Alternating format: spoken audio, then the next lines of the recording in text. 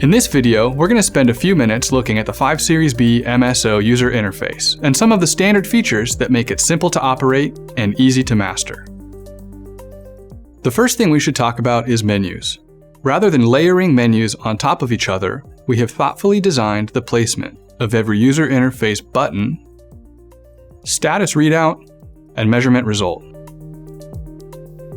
The Series B MSO incorporates the touch gestures that we commonly use on our phones, tablets, and other consumer devices. Turning on a channel just takes one quick tap. And setting up the horizontal and vertical settings can be done with pinch and drag gestures on the screen, or the front panel buttons and knobs. When you need to add a measurement, it's just a drag and a drop onto the channel that you're interested in. And there are dozens of measurements available. Each one has a summary image and description to ensure that you're adding exactly what you need at that moment.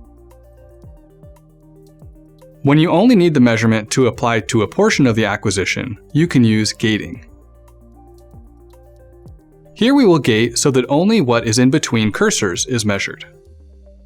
Watch as we move the cursors and the measurement results update. And once you're done with a measurement or a channel, just swipe it away and it's gone. By default, channels are stacked separate from each other to maximize the dynamic range of the analog to digital converter.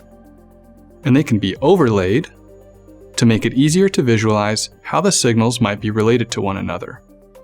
It looks like there's some crosstalk here. Channel 2 is bleeding over into Channel 1.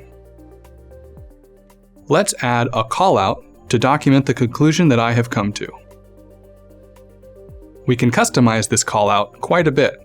I'm going to draw a box, add text, change the color, and move things around. And when I save this screenshot or session file and come back to it later on my scope, another scope, or TekScope on my computer, these extra details will help me remember exactly what was going on during this measurement. You can also increase the user interface font size for when you need to sit further away from the screen.